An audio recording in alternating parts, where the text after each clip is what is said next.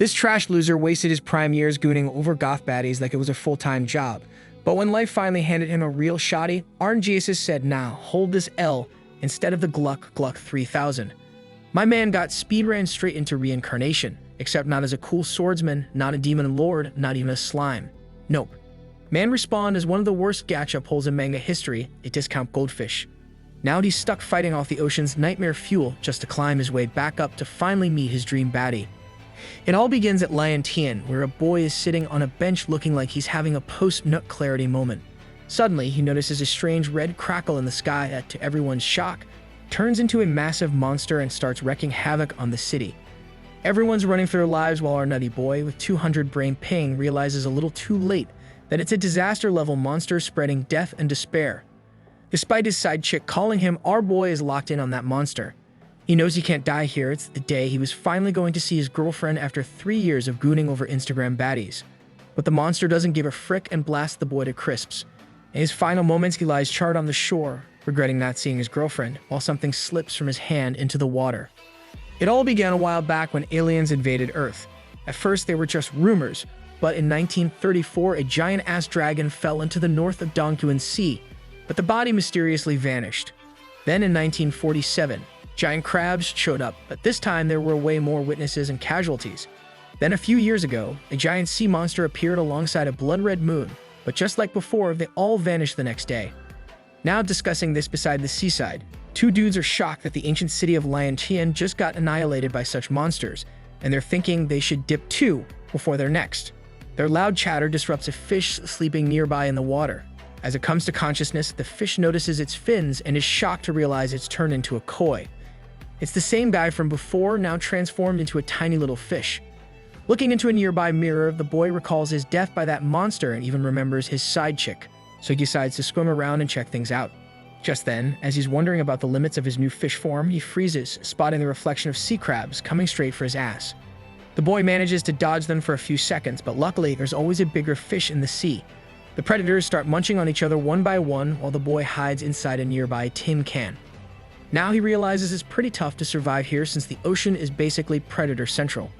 Just as he's thinking this, a system window pops up, notifying him that his leveling system has successfully activated. With that, a Genshin Impact mommy summons herself, instantly consuming the boy's attention. As he's still processing what's happening, she scoops him up and takes him to shallow waters, way safer than the nightmare zone he was in before. When he asks what's going on, the mommy reveals she is his system and quickly shows him his stats. The boy's name is Lin Hao, and he's basically a trash, low-level black koi right now. Without wasting time, Lin asks how he can level up. According to mommy, he needs to start eating. He quickly notices a breadcrumb and gains 0.1 evolution points after eating it. With this, Lin realizes it ain't much. But hey, it's honest work. After a while, the boy, exhausted from a whole day of devouring, dozes off on a rock. But a sudden system notification jolts him awake. It tells him he's earned 5 evolution points. He also notices the system's mermaid mommy watching him and sighs in disappointment like, "Bro, all that effort for such a tiny gain? Totally unfair." Just then, he spots more breadcrumbs drifting down into the water. Someone above is tossing food in. Without wasting a second, he rushes over and eats them all, earning 0.5 evolution points. But then it hits him. Who the heck is out here feeding fish this late at night? Curiosity takes over, so he swims up to check. Above the surface, it's his baddie tossing the crumbs. She's holding a pocket watch in her hand with tears streaming down her face as she looks at a picture of her and Lin inside. She's heartbroken, saying they were so close to finally meeting again, and that Lin had promised to wait for her return. Hearing that name, the boy freezes as it's his name too. He wonders if maybe her husband also recently passed away because she looks shattered. Suddenly, the watch slips from her hand and sinks into the water. The other fish scatter as it drops, and losing that last memento of her love makes her break down even more. But then a man's voice calls from behind, addressing her as Captain Liu and reminding her it's time to leave. She quickly wipes away her tears and gives a firm nod. Before departing, she vows to stay strong and that once everything is over, she'll find him again. Meanwhile, Lin is staring at the sinking watch. To his shock, the photo inside shows him and his shorty. Realizing what this means, he panics, wondering what if his girl does something reckless. With that thought, he starts swimming toward the surface, calling out for his side piece, but to his bad luck, she's already gone. This breaks the boy down in tears, realizing he can't do she if he can't even talk. Suddenly, he remembers the watch, but quickly realizes it's fallen into the nightmare depths. Even though he knows it was their keepsake, the boy can't do anything about it since his levels are still trash. This pisses him off even more. They keep missing each other.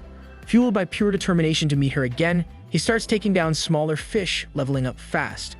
The mermaid mommy notices his willpower and is impressed. Suddenly, the boy gets a notification. The evolution screen pops up, telling him he's earned enough points to evolve and asking if he wants to do it right now. Without hesitation, he accepts. A sudden surge of power hits him, and as he opens his eyes, he's shocked to see Mommy Melon staring right at him. It's the mermaid mommy, looking confused about why his leveling took so long. However, despite that, Lin now feels stronger and bigger, but since he's still just a fish, his main lever is still tiny. He quickly checks his stats, which reveal he's now level 3 and has gained 2 new skills. The mermaid points out that one skill gives him a 10-second cooldown spell that makes his scales pretty sturdy. Impressed and wanting to test it out, he whips his tail at some nearby predators. It works, and using a combo of both skills, he even manages to fend off a large predator fish. Just then, he receives a quest with 2 options, a normal one that requires him to devour 100 shrimps, and a difficult one where he has to take down a mutated creature. Curious, Lin asks if all this hunting actually has a point or an end goal. To this, Mommy hints at rewards far greater than just the quests. When Lin presses further, she even mentions the possibility of him becoming human again. Hearing that, Lin makes up his mind that he's going to get the wash back. With determination, he rushes toward the deep sea. As he spots it and sneaks closer, he suddenly gets shocked realizing there's a massive monster eel resting right beside it. The sight terrifies him as it feels just like the encounter he had back in Lianqian City. As he falls into despair, Mommy Mermaid drags him back. While being pulled along, our boy feels hopeless, remembering the good old times with his shorty. He recalls when she cooked him noodles and showed him love, but now she's nowhere to be seen. Lost in his thoughts, Mommy points it out, but he brushes it off as nothing. Seeing through him, Mommy summons a bubble and tells Lin to work harder for what he desires. And since the only thing he desires is his shorty, our boy gets motivated again. Back to hunting, Lin is surprised to find big snails. But when he tries to eat them, he can't even chew through as the shells are way too hard. It's frustrating, but then he remembers the giant eel guarding the pocket watch and wonders how long it'll take for his next evolution. Meanwhile, somewhere else near the shore in Dongchuan City, Lu, Lin's girlfriend, arrives in a military jeep. Outside on the shore, Lu's companion is shocked to see a massive monster dragon washed up. The scientists are equally confused, but Lu jumps out, shouting at them to evacuate and keep their distance as the monster could explode at any time. She reminds them of that washed-up chat's mom incident where the body exploded on the shore. She knows it was from putrid gas caused by decomposition, but also that it was one of the deadliest bioweapons in the world. Putting on surgical gloves and a mask, she orders her men and the scientists to prepare a ventilation pipe. Saying this, she slits the monster's skin and inserts a testing pipe inside its body. However, to their shock, the readings start coming back with errors. Hearing that, Lu panics and orders everyone to run. They barely make it a few steps away before the monster suddenly explodes, sending blood splattering everywhere. Back in the water, our boy is still busy munching on crunchy shrimp. Despite them giving low evolution points, they're still better than the tiny fish and help him finish his quest. As the system window pops up confirming quest completion, it also gives him a normal treasure chest as a reward. The mermaid mommy, seeing this, is shocked, and with his approval, she opens the treasure chest for him. To Lin's surprise, he gets multiple enhancements to choose from, and he goes for razor-sharp teeth. The moment he picks it, Mommy urges him to show her, since all these perks are random, even as the system. She's excited to see the outcome. As the reward applies, Lin starts feeling super itchy in his mouth, and to his shock, he accidentally bites into a snail shell and manages to crush it in a single chomp. After that, he asks for Mommy's opinion, but she has no say in it. So he starts taking down the nearby fish and quickly realizes that the taste is awful. Thinking about the mutated creatures, he wonders if they're even in this water or if the quests are just generated randomly. Despite being in the system, Mommy is clueless, which makes Lin wonder if those creatures are really in the same waters, and maybe even like the monster that killed him. As he's lost in thought, he suddenly feels eyes on him. But when he looks back, no one's there. While he's still processing it, 2 guys suddenly release tons of pleco fish into the water. Lin notices them, but before he can question what's going on, something big flashes past him. It's the monster eel charging straight toward the pleco fish. Seeing that, Lin's system starts blaring warnings of high danger levels, urging him to prepare for a fight. As the eel dives in, Lin sees it as the perfect opportunity to take down his target. The eel now has an equal contender in the swarm of pleco fish, and while they're fighting, Lin knows he can swoop in as the sneaky third party.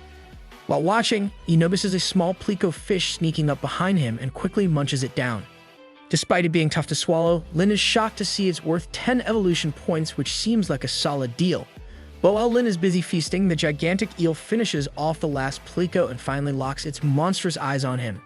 Lin tries to keep calm but notices an open wound on the eel's body. As the eel lunges for him, he dodges and hides among some nearby rocks. Annoyed, the eel starts pounding on the rocks, trying to flush him out, while Lin hopes he'll just lose interest and go hunt something else. Still, that strange, uneasy feeling lingers in him. But as the pounding doesn't stop, Lin realizes he needs to act before he's crushed to death. He makes a desperate dash for his life, but to his bad luck, the eel snags him with its tongue in a snap. Struggling, Lin realizes this might be GG for him, and in one last desperate attempt, he unleashes his offensive skill while thinking of his shorty waiting for him. Meanwhile, on the shore, his shorty barely manages to escape the blast, protected by her simp assistant shielding her from the falling debris. As the things settle, she thanks him only to freeze in shock when she notices that the monster left behind eggs scattered everywhere. She quickly orders weapons and reinforcements, declaring that they can't let those things crawl back into the ocean. As the military team arrives, they all start blasting away at the eggs. While the pew-pew is going on, the Gooner companion keeps glazing Lu for her smarts and athleticism. Meanwhile, back inside the eel's stomach, Lin uses his head crystals to see around. He knows he needs to get out fast if he wants to survive, and then he remembers the injury he saw on the creature's back. The problem is, he needs to find that wound quickly, otherwise he's about to get digested into fish soup. Luckily, Lin feels a bit confident thanks to his skills, and before long he finds the wound. But to his surprise, it's already healing because the eel's been munching on veggies. Pinpointing the exact spot, Lin activates his Hardened Scales spell and charges straight at it. With that, he manages to tear his way out of the monster's body, leaving the eel screaming in pain as it retreats back into the depths. Looking back, Lin realizes that if it hadn't worked, he would have turned into eel poop by now. Now catching his breath, he asks Mommy if there's some kind of portal in the depths, since all these giant creatures keep coming from there. But she doesn't know either. Leaving the mystery for later, Lin focuses back on the leftover smaller plicos and quickly wipes them out. Despite them tasting awful, Lin manages to rack up enough points for his next evolution and accepts it.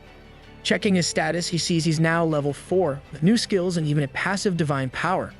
Mommy is just as surprised by the evolution perks, and to test them out, Lin starts biting metal and other hard stuff like it's nothing. Even with that powerful passive, Lin feels a little down. He's still tiny compared to that massive eel. Suddenly, the system updates his quests, adding a couple of new normal ones while keeping the same difficult one. Reading through them, Lin chooses the 100 plico quest. But while devouring them, he's shocked to stumble across an empty plico shell with a strange worm inside. As he stares at it, one of the worms suddenly zips out, attacks another fish nearby, and latches onto its eye, taking it down instantly. Seeing that, Lin is left in disbelief. It really looks like the worm is eating the fish's brain. Curious, he asks Mommy if he can eat it, but she just tells him to try. However, just as Lin goes in to bite it down, the worm slips away, making him annoyed. This makes him wonder if that thing came from the deep waters, since it definitely didn't look casual. Lin also knows that even in these so-called safe shallow waters, he's barely surviving, so heading into the depths would be way too risky for now. Noticing him lost in thought, Mommy pokes him back to reality and he resumes hunting for leveling up so he can eventually retrieve the locket. Meanwhile, on the shore, a mysterious ship has washed up. There's a body on it, but the way he died looks strange. After investigating, the police question the lone survivor. According to him, they were attacked and killed by loach fish. The cops don't really believe him, but the terrified guide pleads with them, insisting it was the loaches that bit his friends apart, and he was just too scared to react. However, the police noticed something odd that earlier he mentioned multiple victims, but they only found one boy on the boat. This realization breaks him completely. In disbelief, he starts screaming like a madman, yelling that the cops didn't listen, that they actually took that thing home with them. His fear is so real that the police, unsettled, decide to escalate it. They contact the Dragon Group, since this seems like it's in their jurisdiction. Soon after, Lu, the investigator for the group, arrives only to find an empty loach shell. She asks the survivor where they found it, to which he mentions the restricted area by the coast. She then questions him about the missing bodies, and the police explain they're still under investigation after finding a blood trail leading into the ocean. Hearing this, Lu deduces that the mutated creature from the other day might have been infested by that loach, since its body was filled with eggs. She quickly calls her assistant, informing him that the cocoon they were after might already be in the city, and orders the search to begin immediately. She then tells the survivor to take her to the lake where it all went down. Meanwhile, In the shallow waters, Lin is finally done eating after devouring a ton of plecos. When Mommy questions him about why he's eating so many, Lin points out that they're invasive species, so technically he's helping the shallow water zone by wiping them out. Just then, he checks his evolution status and sees it's ready to evolve. Looking over at his skills, he gets confused about one and wonders what effect improving fortune could even have. He also checks his quests and realizes, as expected, they reset every day. Now instead of just one, it says he needs to devour 10 mutated creatures. The only problem is that, where the heck is he supposed to find those? Thinking about it, he recalls the sea loaches he saw earlier and gets confused about what they were even doing there. He wonders if maybe they got mixed up with the plecos. For the time being, he brushes off the thought and gets back to leveling up. As he accepts the evolution, his status shows he's now level 7, and his divine powers have increased to level 3. He also gains a camouflage skill that basically lets him, camouflage with stuff around him. To test it out, he starts swimming with other fishes and realizes his divine power passive, which mentioned elevating others in an area of effect, is actually some kind of buffing aura. While the fishes are swimming in circles outside, a little girl gets excited and points it out to her mother. But then she notices the lockdown going on, with announcements asking all non-officials to leave the area. The army surrounds the pond and tosses around detection devices into the water. As they sink, Lin gets confused watching them, but when he sees them glowing, he realizes someone might be searching for something. To his shock, the lights suddenly turn red. Outside, the scientists' computers start blaring warnings of a mutated creature detected. Lin also gets the same warning that he's been discovered. Without wasting time, specialized divers in full diving suits and armed with harpoons start jumping into the pond. This immediately triggers another warning, revealing that Lin has now been marked as a mutant and should leave at once. Noticing both the warning and the divers closing in, Lin, despite fully knowing the dangers of the deep waters, decides to dive in rather than die standing there. As he sinks deeper, he's surprised to find that it isn't as bad as he expected. The system, however, urges him to go even deeper, but Lin refuses, wondering why his system mommy was suddenly acting so hostile toward him. Instead, the system pushes him toward hunting, since apparently they were already waiting. Lin then spots the same freaky little fishes from earlier, devouring a much larger one right before his eyes. The sight gives him goosebumps, but it also sparks an idea. Using his stealth spell, he makes a sneak attack. To his relief, it actually works, and he manages to take a piece down. To his complete shock, that single kill instantly completes his quest of hunting 10 mutant creatures. As a reward, he receives a designated task reward chest, which contains the black iron scales skill. Without warning, his scales begin to transform into iron. Despite the uncomfortable sensation, Lin is thrilled as this is his very first transformation. The skill itself might not be the strongest, but he knows it'll be a solid boost to his defense. Just as he's soaking in this victory, a sudden eerie feeling creeps over him, the sense of a gaze locked onto his back. Turning around, Lin spots the massive eel monster from earlier, slithering out of hiding and charging straight toward him. Without hesitation, he bolts while the system's warnings flash, claiming the opponent is slightly stronger than him. But hearing it's only a slight advantage, Lin decides to stand his ground. If this eel wants a fight, then fine. He'll show it who the real Chad of the depth is. As the monster charges with its mouth wide open, Lin instantly activates his iron scales skill. The eel bites down, but recoils in pain as its sharp teeth snap apart against the iron-like surface. Realizing its fangs are broken, Lin seizes the opening and slams his tail straight into its face, hitting hard enough to leave a visible bump. Despite the blow, the eel doesn't back down and lunges again. Lin dodges and counters with a vicious bite. As the monster prepares another strike, Lin braces with iron scales once more.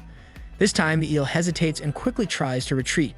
But Lin isn't about to let it escape so easily, so he clings to its body, sinks his teeth in deep, and rips away a chunk of flesh, making the monster scream in agony. In desperation, the eel attempts to coil its tongue around him, but Lin's strengthened body is too much. With raw force, he pushes his way inside its mouth, tearing through its insides like a raging beast. Moments later, he bursts out of the monster's body like a cannonball, leaving the massive eel collapsing lifelessly in the water.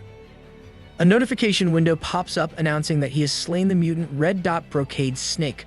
Lin barely notices, too busy tearing into the eel's flesh, determined to claim every bit of what's his.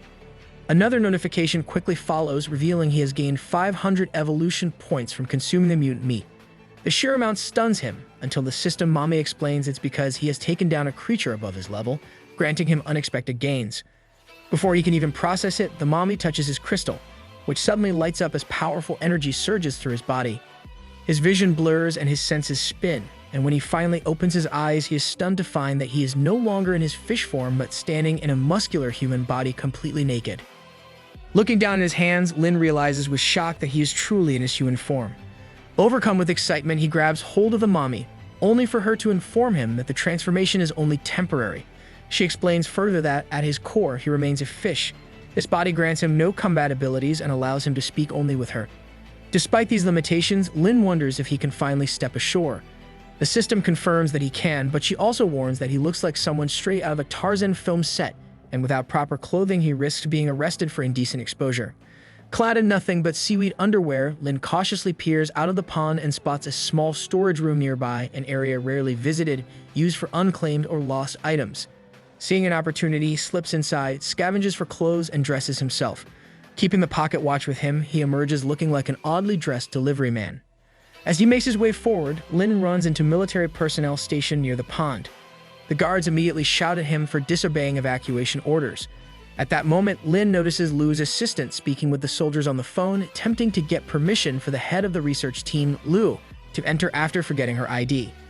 Hearing her name, Lin realizes this must be his shorty and instinctively tries to rush toward the assistant. The guards, however, restrain him while the assistant catches sight of him and grows curious about how he managed to appear in such a heavily restricted area. As Lin points toward the pocket watch in his hand, the guard quickly realizes he cannot speak. Noticing this, Lu's assistant takes the watch, at first wondering if it was meant for him. However, upon opening it, he discovers that it belongs to team leader Lu. Though puzzled by the gesture, the assistant does not recognize Lin's face and instead asks if he knows her. With no response forthcoming, he assures Lin that he will deliver it to Lu himself, then orders Lin to head home. Before Lin can act, Lu herself arrives at the site, requesting updates on the evacuation orders.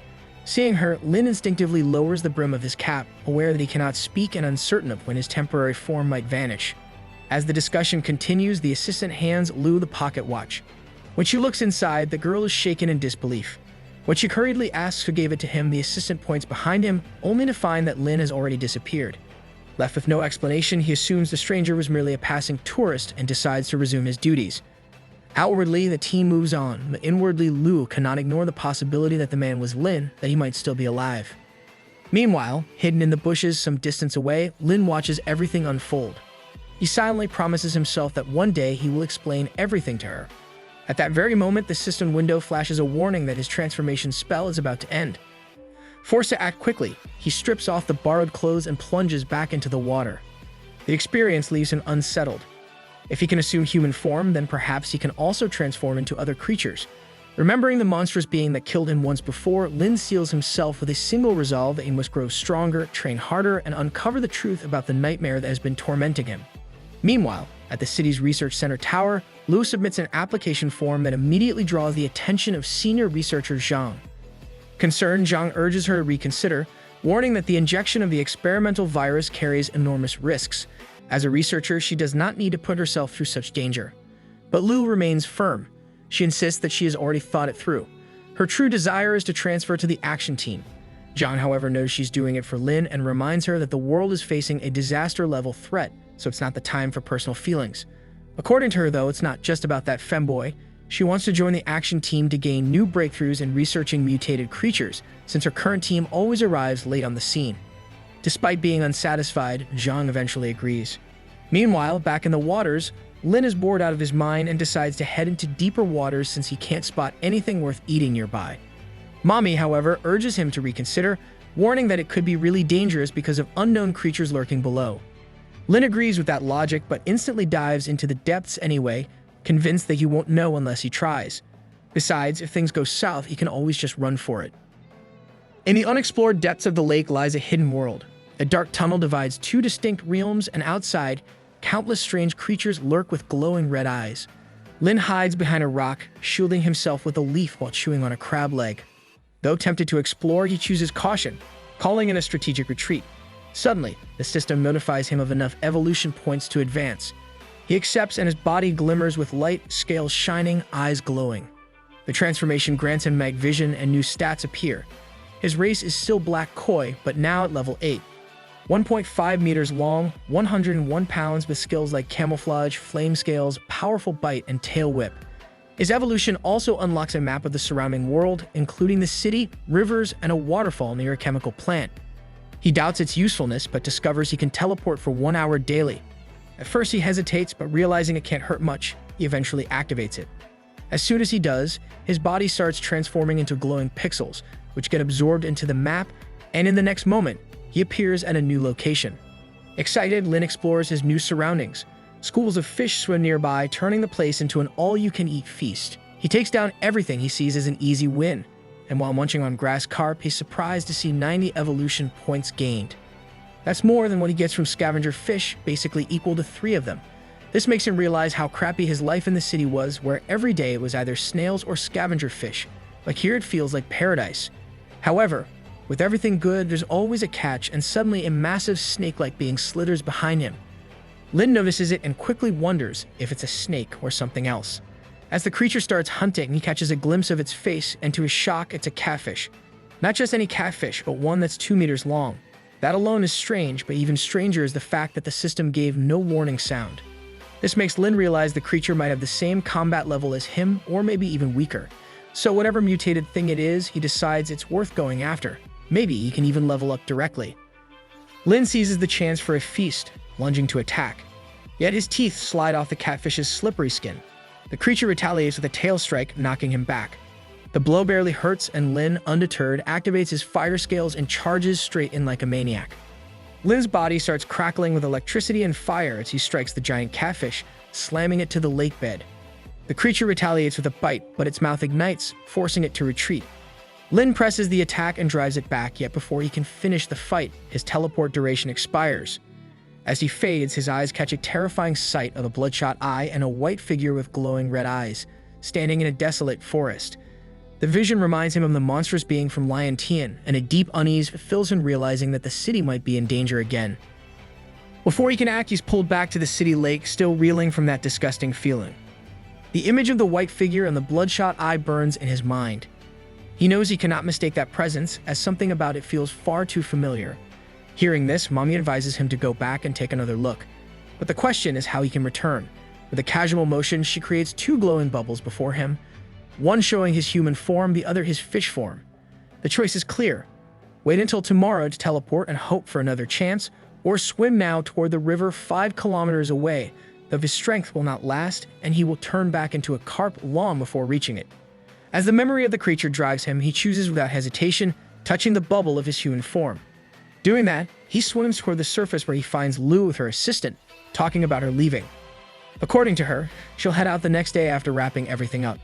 Lin, overhearing that, is confused. Meanwhile, her assistant claims he already knew she wasn't the type to just sit around dissecting mutated creatures in the lab. She admits she was excited when first invited by the team, feeling a sense of purpose from them. But after learning the secrets, her intentions changed. The assistant, lighting a cigarette, argues that while the mutated creatures might pose a huge threat to public safety, the GT virus they carry might not be entirely useless. Lu agrees, pointing out that Action Team members are injected with it to enhance their strength and abilities, and if they want to break limits, they just increase the dose. With that, the guy respectfully says his goodbye, hoping to see her safe, to which she replies that she will be, since someone is waiting for her. As they bid farewell, Lin also leaves and, taking his human form, goes on a stealth mission. While running through the woods, he recalls Lu talking about joining the Dragon team to research mutated creatures, and now they were about to embark on a dangerous mission. Realizing this, Lin wonders if he too carries that virus, but his system mommy just updates him that he's got 40 minutes left in his human form. Hearing that, Lin picks up the pace and eventually reaches the water. He takes a moment to catch his breath, realizing it took way too long, then jumps straight in, transforming back into his fish form. There, he starts devouring different adult fishes, gaining evolution points left and right. Soon the fish around him vanish, which makes him realize there might be a bigger predator nearby. Suddenly, he notices the water turning murky, and as he's about to check it out, the large catfish from before tries to bite him down. Lin escapes his jaws by inches, but immediately feels the dark killing intent from that fish, realizing something is definitely wrong with it. Thinking it might be holding some kind of grudge against him, he loads up his spell and charges straight at it head-on. Getting close, Lin unleashes his tail slash and smacks it right in the face with a powerful strike. The hit disorients the big guy, and seizing the chance, Lin bites into its body with his powerful jaws. He eventually manages to tear into its flesh, making the fish scream in pain. Chewing on the pieces, Lin realizes it actually tastes pretty good and wonders if it would have been easier to take it down without all that slime on it. He's also confused about why it got so aggressive so quickly and how many points he's going to get from it. After going full mukbang mode, Lin racks up a fat 3,000 evolution points, levels up to 9, and upgrades into a fire scale black koi. Just as he's getting excited about it, he hears some people on the surface talking about electrocuting fish. Curious, Lin swims up and notices 3 shady-looking dudes setting up for electrofishing to get an easy catch. Lin finds a pretty filthy way to hunt, but as he's observing them, the guys suddenly notice him. They get hyped seeing such a big fish, but to their horror, Lin leaps at them with his mouth wide open. Terrified for life, the guys drop everything and run. That's when Mommy points out that by doing that, he just drew even more attention to himself, and now Dragon Team might be onto him at any moment. Hearing that, Lin suddenly gets really worried. At the police station, the 3 shady dudes are explaining what happened. Of course, they're exaggerating the size of the fish and how it attacked, while the officers are struggling to hold back their laughter. The cops ask if the guys have been drinking, but they deny it, insisting they were totally sober while fishing. But then, when the police bring up that they were illegally fishing during a closed season, all 3 of them suddenly fall silent and start stammering. Nervous and embarrassed, they make a quick excuse and bolt out of the station. Left behind, one of the officers points out that maybe those guys weren't completely lying, since just a few days ago they actually received a document. The officers decide to report it anyway, figuring it's better to be safe than sorry. Meanwhile, back in the water, Lin is annoyed after searching all night and still not finding that monster he saw. Just then, he remembers his task reward and opens up his quest panel. Excited to see it's basically an all-you-can-eat buffet of quests. To his surprise, all the tasks are already completed, thanks to those shady dudes and their electrofishing. Now that Lin has met the evolution conditions, the system window pops up asking for confirmation. Wasting no time, our boy accepts it, and as he's hit level 10. He also gets to open the quest reward chest. From the skills, he chooses sharp horn and suddenly, feeling an itch in his forehead crystal, he sprouts a mystical horn. It feels kinda weird to him that a koi just grew a horn, but he's hyped to see it sharp and fast, something that could definitely pack a punch. With that, he decides to test it out tomorrow in the cold waters. Meanwhile, inside the driving team's conference room, all the officials are gathered for a tense meeting. Lu's assistant briefs the heads, confirming they've locked down the target's location and promising that next time, they'll secure it. On video call, the chief of the organization stresses the urgency, reminding everyone that with such a dense population in the city, things could spiral out of control if they don't act fast. The assistant assures him the Dragon Team will give it their all. But just as the meeting is about to end, the chief shares something unsettling. A massive catfish carcass recovered from the cold water level. Its skeletal structure is nothing like a normal fish, with bizarrely mutated teeth and warped bones. The room starts buzzing with panic, but Lu steps closer to the screen for a better look.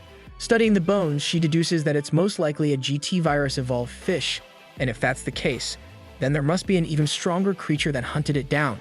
This realization spreads more panic as they wonder just how big of a monster is lurking in the waters and what it's doing so close to the city. At that moment, an executive leans in and whispers some new info to Lu's assistant. As Lu continues explaining, the assistant adds that the police just reported 3 men claiming to have seen a koi fish bigger than a human. With that, the Dragon Team immediately sets their next target, the unknown mutated koi fish. The next morning, Lin sets his sights on a wild boar, ready to test out his shiny new horn with a one-hit KO. Moving quietly from the water, he lunges forward and lands a clean stab right into the boar's head. The beast thrashes and screams, but eventually collapses. Seeing that, Lin is excited, until he realizes his horn is stuck in the skull. After some struggle, he pulls it free, making a mental note about the importance of growing actual limbs. Still, a win's a win, and he can't help but feel proud of that single strike.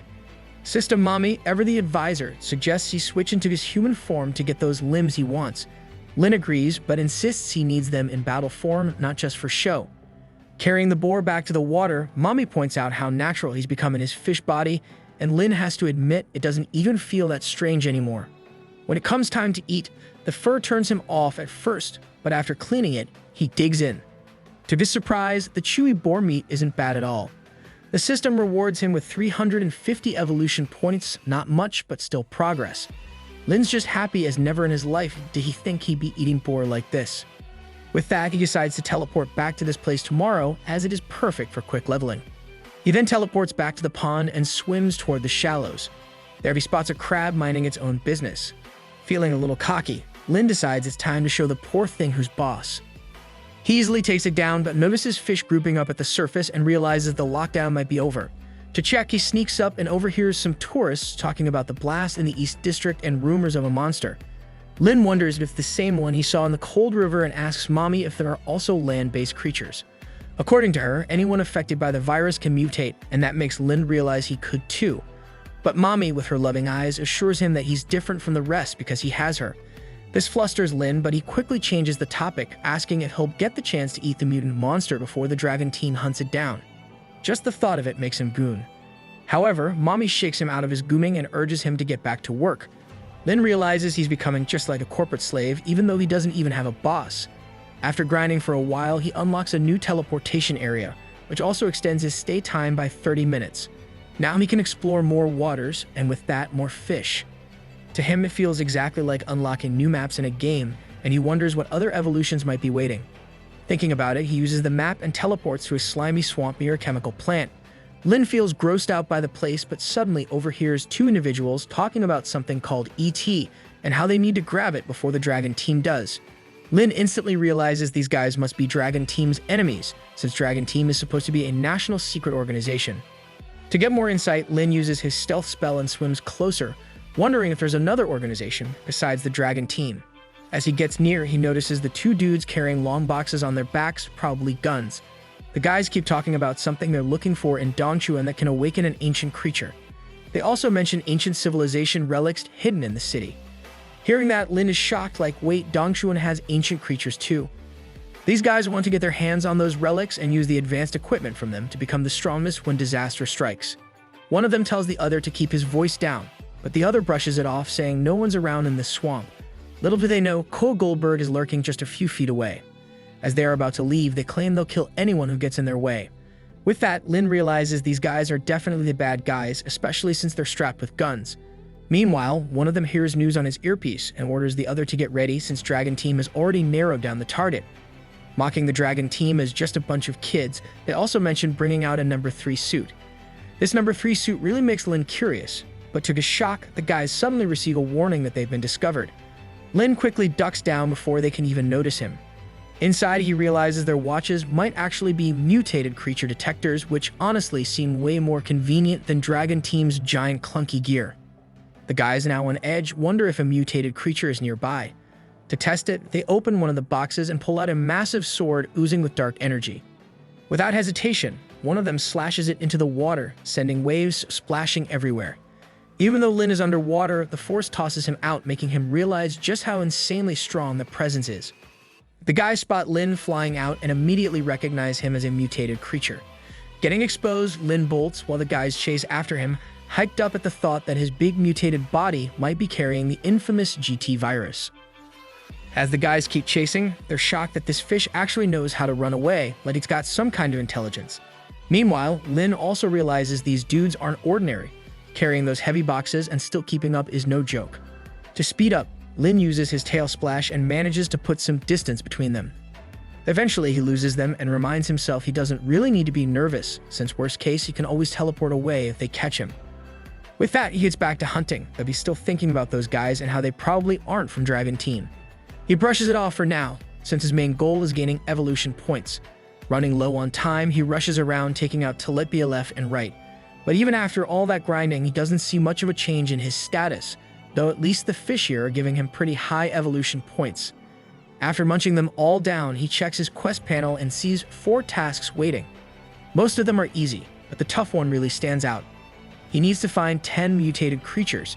Deciding to ignore it for now, he focuses on leveling up instead. As he munches more, his teleportation time increases to 2 hours, and his map exploration area also expands. Things are going pretty nicely, so Lin decides to keep farming, but then he notices the surrounding fish suddenly fleeing. Something's off. And that's when he spots a person in a full-on warrior suit charging straight at him with a sword drawn. Lin recognizes the sword from those 2 dudes earlier, and while he's still processing it, the guy suddenly slashes at him. Lin barely manages to dodge, but to his shock, the guy blinks right behind him and lands a hit, slamming him down into the ground. Getting struck, Lin realizes this guy is insanely fast, so he uses all of his skills to retaliate. He unleashes a powerful energy burst that stuns the guy, and as the man's about to recover, Lin closes the distance and smacks him right in the face. The hit works, breaking the man's face shield and confirming it really is the same dude from before. Not stopping for a second, Lin launches a barrage of horn strikes. But despite the power, he can't pierce through the guy's armor. It's ridiculously tough for a human suit. As the guy prepares to strike back, Lin quickly tail splashes him and follows up with a hard bite to the forearm. But even then, he realizes the armor is made of some absurdly tough material. His teeth can't even dent it. Meanwhile, the guy inside the suit is stunned, watching this crazy koi beast go feral, desperately trying to rip apart his armor. No matter how hard he hits back, the fish refuses to retreat. And then, just as things are about to escalate further, luck turns in the guy's favor. Lin's teleportation timer expires, and with a warning straight from hell, our boy gets yanked right back into the pond water. Still, he can't help but keep talking about that sharp blade the guy had. Lin knows if he'd gotten hit one more time, it would have been GG. That sword didn't look like any ordinary weapon, it was insanely sharp. And the armor looked like it came straight out of some advanced tech lab. As he's lost in deep thoughts, Lin remembers the guys talking about civilization ruins and starts wondering if that sword and armor came from there. System Mommy listens patiently as our boy keeps yapping about how the virus, mutated creatures, and now the ancient civilization might all be connected. According to his theory, maybe a long time ago, an advanced civilization came to Earth, but when it collapsed, it left ruins behind, and the virus they left mutated monsters. E.T. could just be an intelligent being they left as a final goal to reopen the ruins and awaken their ancient ancestors, who are basically mutated creatures.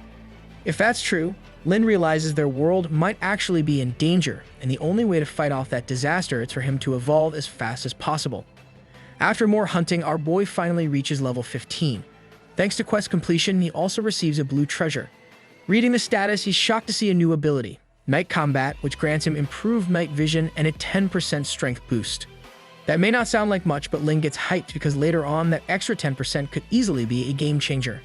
Meanwhile, back at the chemical plant, the two dudes are sitting by the swamp despairing. The other guy asks the armored suit dude about the mutated creature, and he responds that the thing just disappeared into thin air.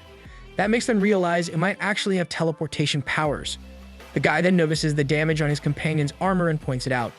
The armored guy is disappointed, grumbling that despite all the effort it took to get that armor, a simple fish still managed to bite into it.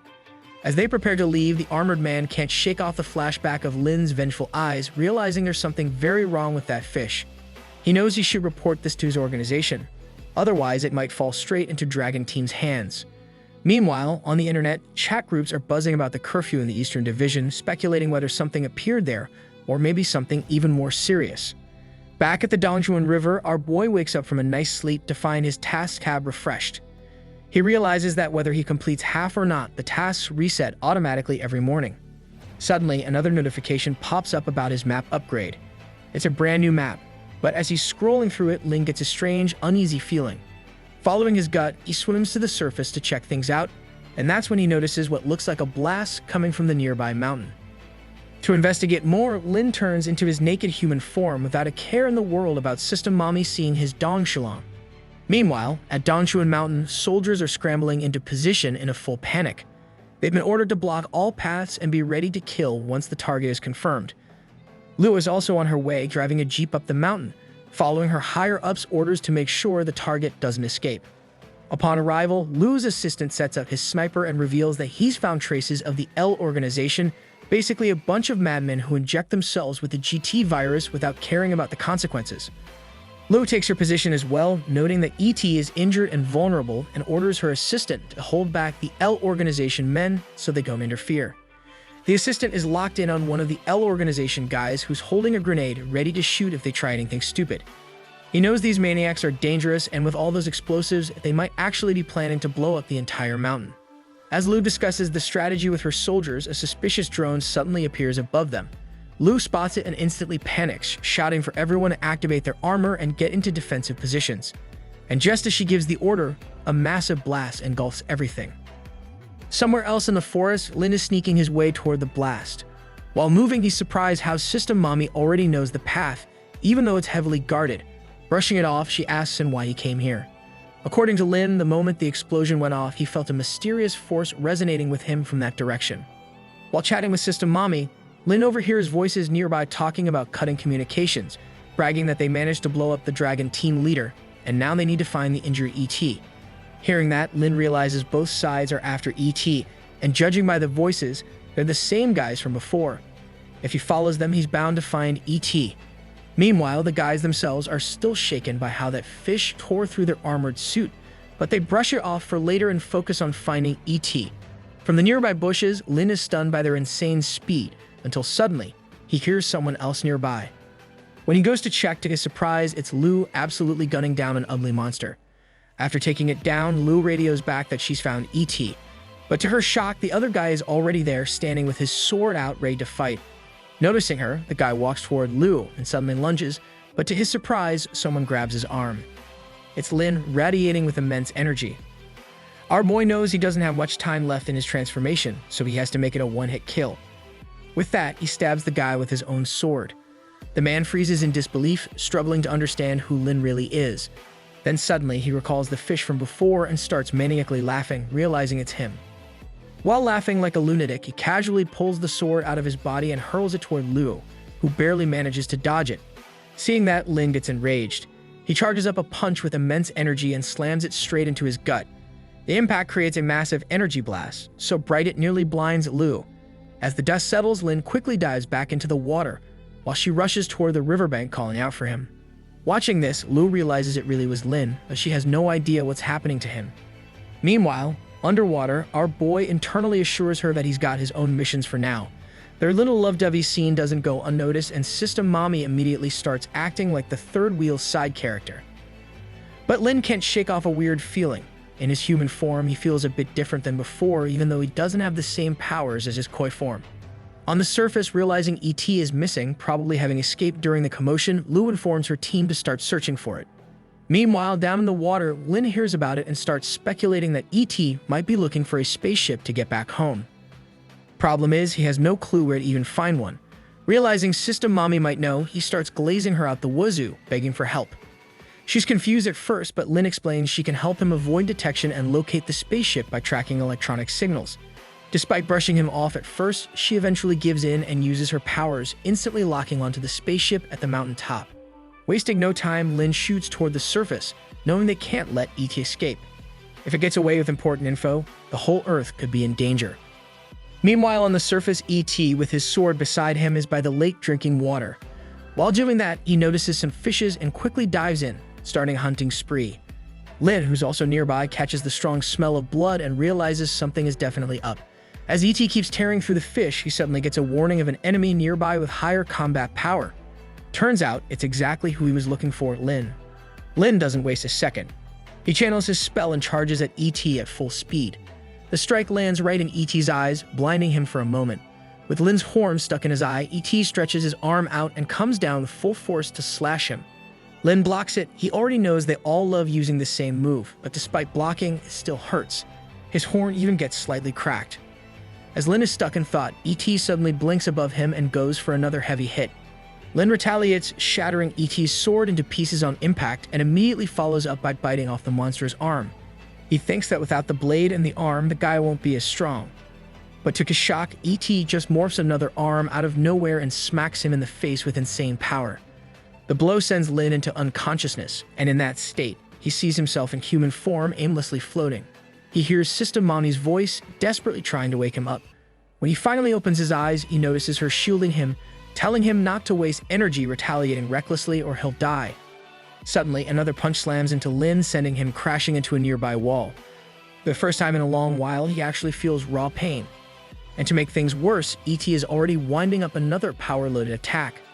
However, as the strike lands, Lin manages to dodge and makes a break for it. Despite getting some distance, E.T. grabs him by the tail and calls him a pesky little fish. Lin, not backing down, activates his flaming body spell, burning E.T.'s hand. He follows up by channeling all his spells at once, biting into E.T.'s arm, then stabbing his horn straight into E.T.'s face, driving him down to the ground with flames erupting all around.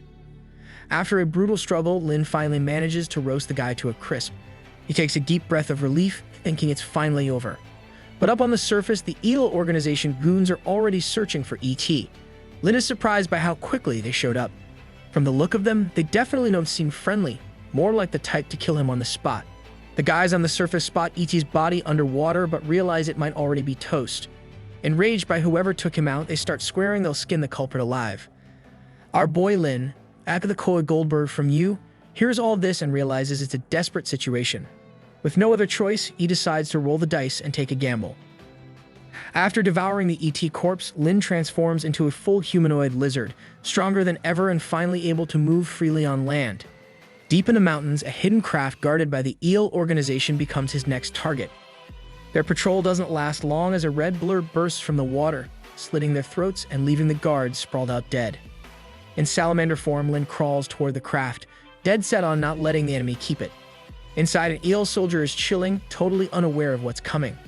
Lin shifts into human form, strikes the man without warning, then instantly morphs back into his monstrous self.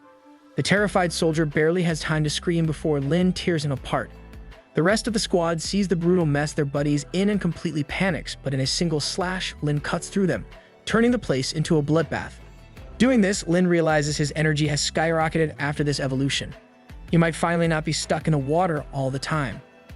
He transforms back into his human form and heads toward the control panel, but when he looks at it, he doesn't understand a damn thing. Instead, he notices a strange box nearby. Remembering that something like this might exist, he grabs it and takes it with him. Outside, System Mommy is stressing, asking why Lin is standing around like he wants to be caught by the dragon team. She's nervous about them rolling up and spotting him, but Lin's already got an idea. Smirking, he sets fire to the craft and its surroundings, knowing the flames will grab the dragon team's attention. To him, it's the perfect way to send a signal, without exposing himself directly. The fire rages through the clearing, and soon far away, dragon team scouts spot the blaze. Suspicious, they report it as another possible act of a mutated creature. Lu and her assistant arrive, carefully studying the scene and realizing they should investigate the spaceship. Just as they're processing it, a nearby guard calls out, informing them that ET guts have been found. Realizing the ET got eaten, Lu's assistant is shocked, wondering if some mutated creature devoured it. Hearing that, Lu quietly recalls Lin in her mind and knows it's connected to him, but she doesn't reveal anything. Out loud, she just claims she has no idea what it could be. The assistant adds that the ET had only landed a little while ago. Lu, acting calm, tells them not to overthink it and suggests focusing on the spaceship since they could learn a lot from it. Inside, though, she knows she can't let them dig too deep or they'll uncover Lin's involvement. Meanwhile, her assistant realizes something else. They still haven't found ET's weapon. And deep under the water, Lin has already hidden that very sword, carefully covering it up with stones in a cove. System Mommy, seeing it, realizes that even after all that, they've got a weapon but can't use it. So Lin decides to just trash it for now. But he's hyped about one thing: he actually crossed over from a fish to an amphibian. That means he can cross species now and even talk too. Then his eyes go wide when he checks the quest log. It's asking him to take down a level 1 warrior. Lin's mouth drops open. He literally put his whole ass effort into taking down a level 2, and now level 1 might as well be a death sentence. System Mommy suggests he just skip it, but Lin internally feels like he can't. It's like leaving a test paper blank, it just doesn't sit right with him. Letting it go for the moment, they decide to get back to hunting. While searching, they notice hundreds of mutated mudskippers being tossed into the lake by 2 farmers, who, job done, are already heading off to get drunk for the night. As they're about to leave, they hear some noise from below the water's surface. Suddenly, Lin blasts them with a water beam packed full of those mutated mudfish. Seeing that, the guys freak out thinking it's a ghost and run the hell away from there. Climbing out of the water in his amphibian form, Lin wonders if those were the same guys trying to hunt him down. But before he can think too much, he notices multiple bright red lights glowing from beneath the ocean. Next thing he knows, hundreds of crawfish launch themselves straight at him, claws wide open. That's when Lin realizes they're mutated crawfish, but instead of being scared, he's actually excited, seeing them as a buffet. As they all charge, our boy fires off a fire beam, frying a bunch of them instantly. Munching away, the system chimes in, showing he just chained 100 evolution points off the meal. As he's checking his status, one of the bigger ones smacks him head-on, making Lin realize he really shouldn't underestimate it. The thing looks big and fast, and even though it lands a few hits, Lin manages to dodge most of them. He then counters with a fully charged horn strike, but the crawfish blocks it with its claws, locking his head in a claw grip. This surprises Lin, but he's not a little fish anymore. Using his limbs, he crushes the claws and follows up by slamming the crawfish straight in the face with an immense burst of energy. His own claw hurts from the hit, but before the crawfish can retaliate, Lin activates his Burning Flame spell, roasting the crab into a well-done dinner. He devours it, joking that his teeth hurt more from eating them than from actually fighting them. To his excitement, this also completes his difficult task. When he opens the reward chest, an immense surge of energy floods into his body. With a grin, he calls out to System Mommy, wanting to show off. To her shock, Lin suddenly blasts out literal Godzilla-like beams from his mouth, flames he can even shoot underwater. System Mommy immediately warns him not to try that in the mountains unless he wants major trouble. While they're talking, Lin spots a mutated mudfish swimming by and chomps it down, realizing the city's entire water supply might be crawling with these mutated fish, which is a problem way bigger than just dinner. Meanwhile, Mommy suggests he stay inside the water for now since he's got organizations on his back. Ignoring her, our boy starts wondering why they dumped these creatures into the inland river, then remembers it's probably just to buy time. That makes him realize they're trying to keep the dragon team busy, so he's got to do something.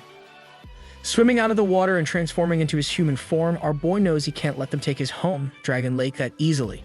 With that determination, he starts running through the woods. When System Mommy asks what he's doing, he casually reveals he's just craving some mudfish. At the Dragon Team headquarters, Lu's assistant is briefing the officials about people releasing mutated creatures into different areas. He slams the desk, pointing out that the mudfish aren't dangerous by themselves, but they can take a human body as a host. Because of that, they need to seal all the waters and wait for further instructions from the higher-ups. The officials agree. Meanwhile, Lu and the other scientists are observing a strange mutated creature with wings wreaking havoc. One of the scientists reveals the sheer size of the beast and notes that it can generate extremely terrifying heat with an unknown temperature. Lu immediately asks for its location so they can launch an attack, but another scientist explains it's too fast and never stays in one place for long. The old man Zhang steps in, pointing out that based on its trajectory, it looks like the creature is heading toward the Atlantic Ocean. But there's another matter that requires attention. With that, he introduces Lu to the others, revealing she has a surprise for them. To their shock, her team has acquired an entire alien spaceship. Hearing that, the scientists get hyped since aliens usually destroy their crafts after landing. This time, though, they actually manage to get their hands on one. The old man also points out that the ET creature looked ridiculously strong, it had battle scars, but still ended up dead, which means something even bigger must be out there. It also mentions the missing sword of the creature, which makes the scientists speculate. Either the EL organization snatched it, or the creature that killed it ate it along with the body. As they're chattering, Lu drifts off in thought, wondering if it's really Lin who pulled that off. The old man then shocks her by mentioning that the city branch has already detected a giant mutated creature, which might be the one that killed the ET. According to him, they've already sent a team to hunt it down. Hearing that, Lu realizes she needs to reach Lin and help him, so she hurriedly requests the old man to arrange the GT virus for her as soon as possible. He agrees while Lu prepares herself to take full responsibility for the consequences. Back on the shore, Lin takes a sigh of relief after cleaning up all those mudfish. Despite him doing the work, it's his system that's feeling tired. Lin, though, is really starting to feel overwhelmed, handling mutated creatures, dealing with ET business, and saving humanity all in just a few days is a lot. Still, because he wiped out so many mudfish, he gets another reward. As he clicks it, an immense surge of purple energy flows into his body. He suddenly feels itchy, like something's crawling inside his head, then realizes he's literally growing a brain. A notification window pops up revealing he's unlocked a new skill, Berserk Mode. It boosts his combat power for 10 seconds with a 24-hour cooldown, but after that, he'll be weakened. Lin doesn't like the sound of that at all. While he's still processing it, a blast suddenly erupts from a nearby cave. System Mommy points him in the direction, and when Lin arrives, he's surprised to find the entrance is just his size, letting him crawl in like a rat. He reaches a dead-end wall, but manages to poke a small hole in it. Peeking inside, his jaw drops as there's a freaking T-Rex in a test tube. And not just one, multiple of them, frozen in time. Lin quickly asks the system to detect their combat strength, but she finds no sign of life in them. Still, Lin swears he just saw them moving. Suddenly, to their shock, the warning lights start blaring. An unknown combat entity has been detected nearby. Out of nowhere, a massive wave crashes into the cave, breaking the walls apart. Lin can't help but wonder what kind of creature is strong enough to control waves like that. As he's trying to process it, a huge swirl forms right in front of him and begins sucking him in. Lin tries to stay calm, reminding himself he could just teleport back at any moment, but then he changes his mind. No, first he wants to see who's behind this. With a push of power, he breaks free of the squirrel, only to be shocked when everything outside looks perfectly calm, as if nothing had even happened. But when he looks back, the squirrel is gone. What follows next, though, leaves him stunned. A 2-meter-long, high-level mutant crawls out. The system immediately pops up, informing Lin that if he eats this creature, he'll also gain its abilities. That makes our boy way too excited. already wondering just how many evolution points he could rack up from something that can literally control seawater. Just then, the creature shoots out a bubbly water beam, forming strange electric bubbles that hover around him. To Lin's surprise, the bubbles don't just pop, they actually follow him. One even makes contact, shocking him from the inside out with a jolt of electricity. Getting up, Lin realizes it doesn't really hurt, but it's enough to leave him dazed. With that, both sides start blasting beams at each other. When Lin's finally had enough and fires his own flame beam, he's shocked to see a tentacle rising straight out of the fire. The monster's tentacle lashes toward him and actually manages to grab him. That's when Lin realizes these two creatures aren't just strong, they're working together intelligently. He knows he needs to get serious if he wants to make it out alive, so he ignites his entire body in flames, burning the monster's tentacle until it recoils back in pain. But the mutant fish isn't done, it quickly follows up with another bubble beam attack. Our boy dodges every single one of them, charging straight toward the monster. As he closes in and the fish tries to launch yet another beam, Lin literally opens his mouth and spits a fire beam right down its throat like the good fish it is. The blast erupts inside the monster's body, bursting flames out all around. That's the end of the mutant fish. Wasting no time, Lin devours it whole. Right after, System Mommy warns that the blood might attract other monsters, but Lin's more than ready to take them on. Then the system window pops up, notifying him he just gained 25,000 evolution points from the kill, which makes him way too excited. However, despite System Mommy being concerned about the area, Lin swims up, chasing the tentacle creature that ran away. Mommy also warns him about a mutant breeding base nearby, but our boy reassures her that he's got teleportation as a backup in the worst case. Not far ahead, Mommy notices the monster's tentacle again and points it out to Lin, but to him, it just looks kinda weird. Suddenly, that suspicion proves itself right as the tentacle comes flying straight at him. When Lin turns, he's hit with a nightmare sight, the same monster octopus from before now being eaten alive by a godly-looking crab. Our boy can't believe his eyes. But before he can even process it, the crab's attention locks onto him, pinning him down with its overwhelming stare pressure. Realizing the situation, our boy wisely decides, nope, time to run for it. As Lin swims away, the giant crab chases after him. This is when Lin realizes his System Mommy was right, he can't teleport yet because he's still out of range. While fleeing, he takes a sharp turn, but the crab manages to bite his tail, and to his shock, it actually cracks his scales. Realizing he's in real danger, Lin speeds off, but just as the monster is about to chomp him down, he finally reaches teleportation range and slips away. At the Dongchuan River, he lets out a big sigh of relief, only for System Mommy to mock him about being so confident in his teleportation. Lin, embarrassed, mutters that he didn't know, so it doesn't count. Looking around, Lin notices they're not in his home waters, and System Mommy claims he must have picked this spot in panic. But then Lin spots mutated sea loaches even here, proving they're reproducing. With an annoyed huff, he blasts them with his beam, something System Mommy scolds him for, calling it a waste of power. Lin just shrugs it off, saying it's for stress relief.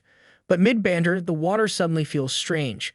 When they look back, their eyes go wide as a massive tornado of mutated loaches is swirling around them. Seeing this, Lin realizes there are enough to wipe out a whole city, and he wonders who could have sent them.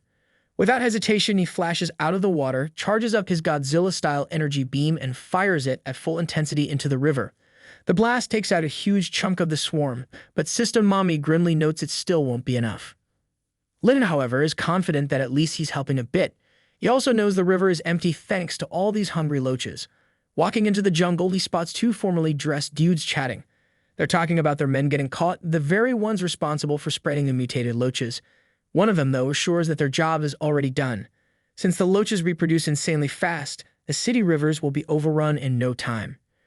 Hearing how casual they are about it makes Lin furious. The two continue laughing about the city's future misery, bragging that not even the Dragon Team officials could do anything. They plan to seize the ruins of civilization once it all collapses. Lin, listening, can't help but wonder if those frozen T-Rexes he saw are connected to this plan of reviving ancient civilization. Just then, one of the guys pulls out a tube filled with glowing green eggs and tosses it into the water, eager to see how the sea folks will deal with it.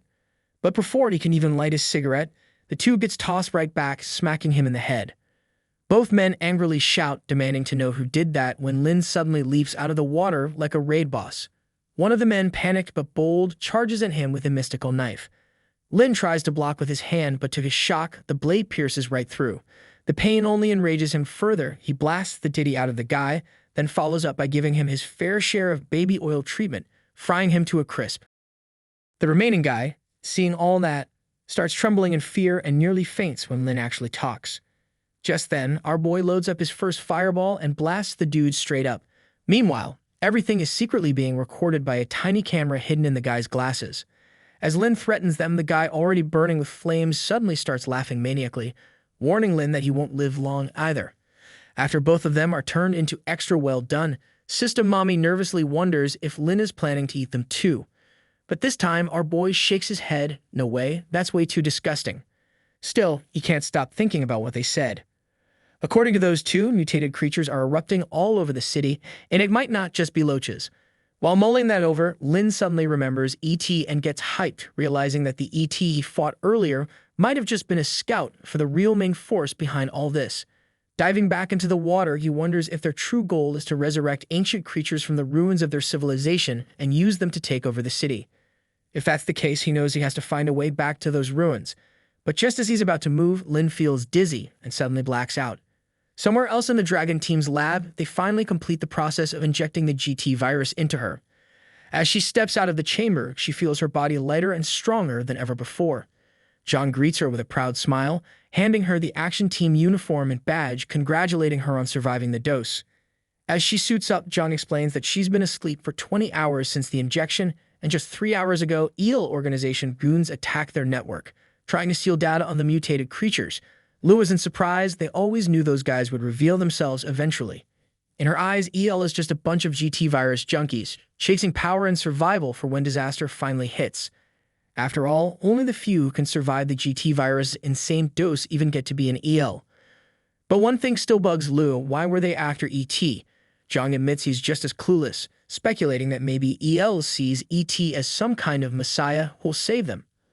Opening up the weaponry room, John tells her she can take anything she wants. But before stepping in, Lou pauses and asks if there is any difference between L and their own org. Zhang answers without hesitation that EL only works for themselves, while they're fighting for humanity. With that, Lou walks in to gear up. Zhang, a bit impatient now, reminds her to hurry as they caught a mutated creature waiting outside the city that only she can handle. Hearing that, Lou can't help but wonder if they are talking about Lin. Outside, Lin is trapped inside a specialized net, surrounded by the Dragon team. Lou's assistant, who's leading the squad, is relieved they finally managed to catch the mutated creature with the help of that new device, but he's still not sure what exactly it is. Lin, annoyed, really didn't think he'd end up caught by this guy of all people. System Mommy points out that he might end up dissected now, but our boy's mind is still locked on one thing: finding that ruined civilization. As the team waits, Lou arrives in her brand new uniform, demanding an update. Her assistant, noticing Lin twitch, immediately orders his men to sedate him so he's easier to move. Meanwhile, in the back, Lou tells her men to stay on guard since the creature looks agitated. But just as they're about to act, Lou suddenly freezes in shock because she hears her name being called. Her eyes start tearing up as she realizes the voice came from that monster, and it might actually be her boyfriend, Lin. Her assistant, totally clueless, informs her that they can move the creature now. As Lin tries to speak again, System Mommy quickly shuts him down, reminding him there are too many people around, and if he shows his human form here, the Dragon team will definitely not let him off. Despite waiting so long to finally talk to his shorty, our boy can't do a thing. Press F in the chat.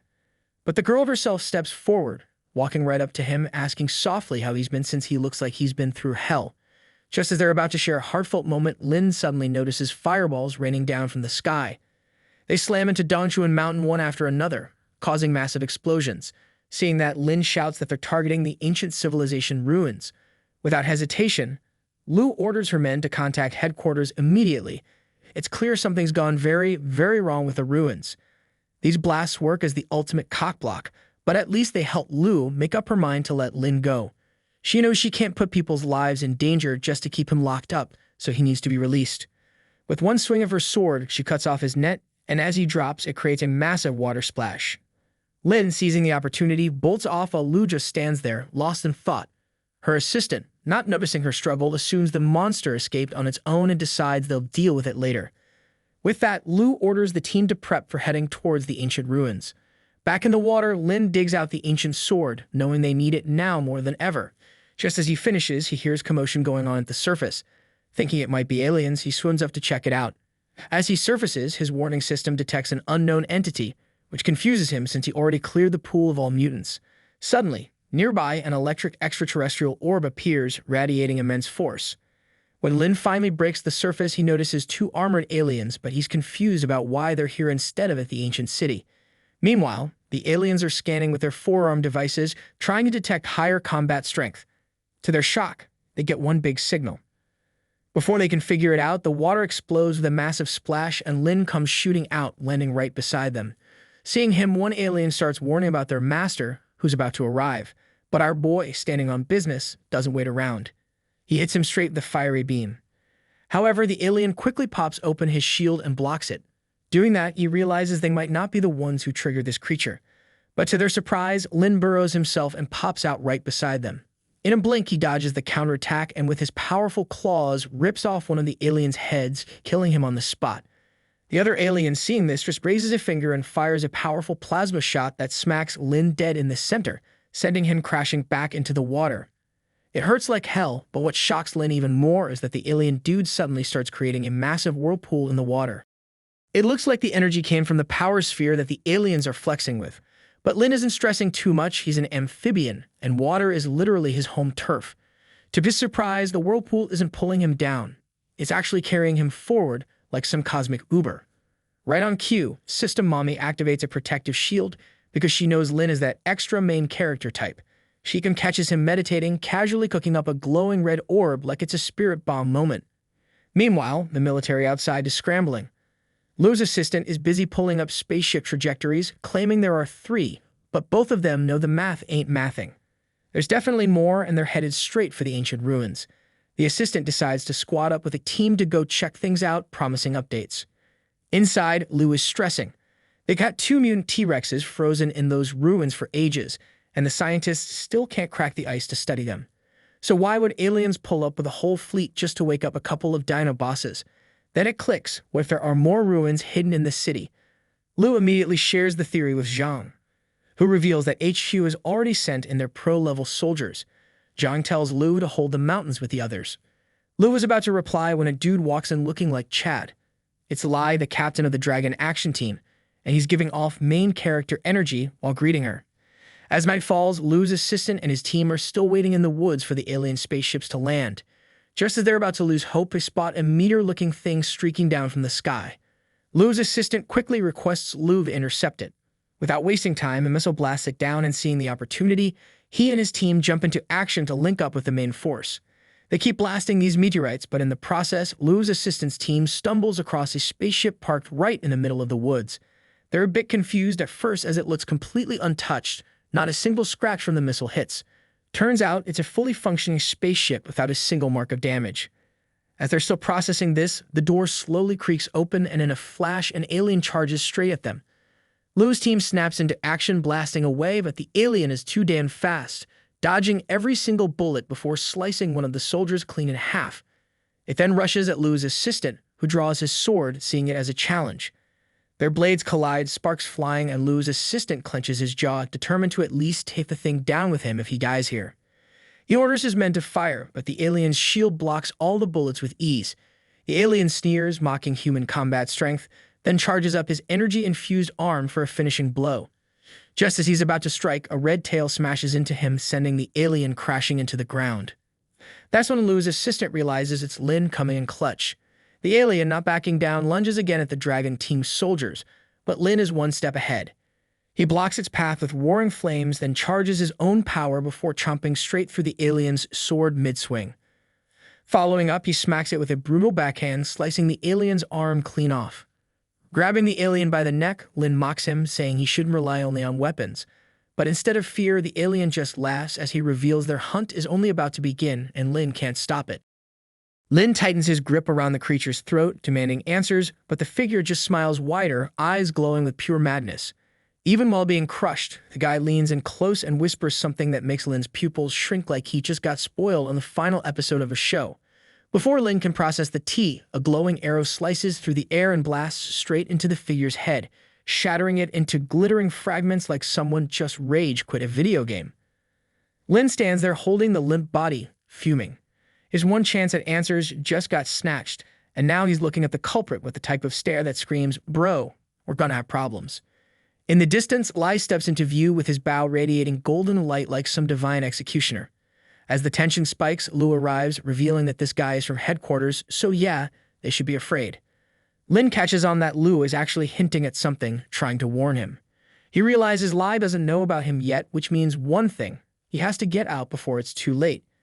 Just as Lai is about to fire another arrow, Lu whips out a flashbang and chucks it in front of him. By the time Lai's vision clears, the creature is gone. Brushing it off with cold efficiency, Lu orders the medical team to move in. They quickly rush to carry away her injured assistant as the battlefield slowly quiets down. Far away on the shore, Lin stares at the sky, still haunted by the alien's words.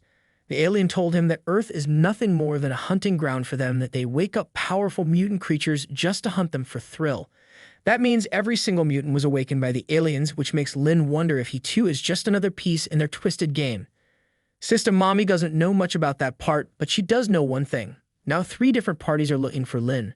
Still, Lin is more focused on the deep water route he found leading from the lake to the mountain during the whirlpool incident. While trapped in it, he also got upgraded, unlocking a super rage skill that ignores cooldowns whenever he's badly injured. Excited about the power-up, Lin listens as System Mommy opens another chest, granting him a pink-traded skill, Scan. This lets him investigate creatures from long distances, revealing their basic information. Nice loot drop for our boy. After the whirlpool calms, Lin makes up his mind he'll take down the aliens even if it kills him. He also realizes that the metal sphere was what pushed him through the shortcut into the mountain, and that couldn't have been random. Coming back to the present, Lin wonders why the orb did that. System Mommy speculates, maybe the aliens consider Lin on the same level as the mutated creatures in the ruins. In other words, they tossed him into the mountain just to make him another target in their hunt. That thought hits hard. Lin realizes he really might be part of the game. But before he can dwell on it, the ground begins to shake. He looks up and sees more meteors crashing down from the sky.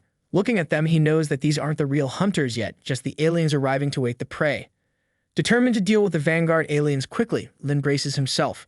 But to his shock, the earth splits apart as the mountain itself seems to cave in. From the massive cracks, a huge, terrifying creature emerges with a roar that shakes the land. Back at the dragon team, Lai is busy interrogating the alien who claims there's a really strong creature lurking in the area. As Lai questions him about his purpose, the alien gets cocky and threatens him, so Lai just slices his head off in a single swing. Problem solved. While he's still busy with that, another alien tries to sneak up from behind, but Lu comes in clutch and slashes it down. She tells Lai he shouldn't fight alone, but Lai clearly doesn't like how the dragon team's other divisions operate. As she presses him, Lai casually reveals he knows she let that creature go on purpose. Lu freezes for a second, but before the tension can thicken, the alien on the ground starts mocking them, saying that even Lai's fancy suit 3 is nothing but basic armor to them. Lai, not having it, leans in to intimidate him and declares he'll use him for interrogation since the alien clearly knows a lot. But before he can get too far, both of their ears are blasted by a loud, ear-piercing roar that rattles the air. The fallen alien laughs, excited, saying that's their backup arriving.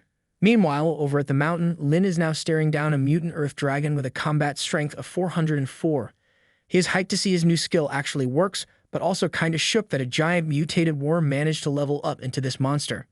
Before he can make another sarcastic comment, the worm suddenly lunges at him. Lin barely dodges by inches, his heart racing. Even though he evaded, he knows one clean hit from that thing would have shattered him into pieces. The worm, not backing down, follows up with a flurry of attacks, but Lin manages to dodge them all, though he's confused as hell about how it even knows his position without having eyes. As he's still processing that, the worm suddenly lunges right on top of him. Lin barely manages to sidestep, realizing this thing is getting faster and faster. Out of nowhere, the worm's massive body smacks him, sending him crashing to the ground. Despite its bulky, hectic body, it's way too fast. With that insane speed, it grabs Lin and slams him down again, carving a massive crater in the earth. This enrages our boy, who mocks it, asking if that's really all the monster's got. With that, Lin powers up, fiery scales blazing, and charges straight into the beast, chomping down with a savage jaw bite. His bite literally starts melting its skin, but to his shock, just one swing of the worm's body sends him flying again, crashing into a nearby mountain. That's when Lin realizes this monster is also getting stronger. A quick glance shows its combat strength has increased. Not knowing what the hell is going on, Lin decides to screw it. It's time to go super rage mode. His body surges with power as he transforms into a full-on raid boss, ready to go all out on this bastard. As the monster charges at him with its mouth wide open, Lin, loading up his own body with powerful energy, grabs its teeth. He then literally picks up the worm and slams it into the ground, creating a loud, earth-shaking blast. Not stopping there, Lin follows up by slashing the monster all across his body with his razor-sharp claws. Our boy is in full-on rage mode now, and despite the monster already being basically done for, he just keeps burning it, tearing it apart from the inside out. He's going absolutely off the moon like a werewolf under a blood moon, enhancing his strength to insane levels. After a while, Lin finally finishes devouring the beast. Exhausted, he realizes just how massive that thing really was. Sister Mommy quickly shields him up, since he's weakened from the aftermath of his rage spell. While he's resting, a system notification pops up showing he gained a whopping 120,000 evolution points, making Mommy realize this boy is absurdly lucky. Meanwhile, back near the shore, Lu and the action team captain are escorting the captured alien back to headquarters for interrogation.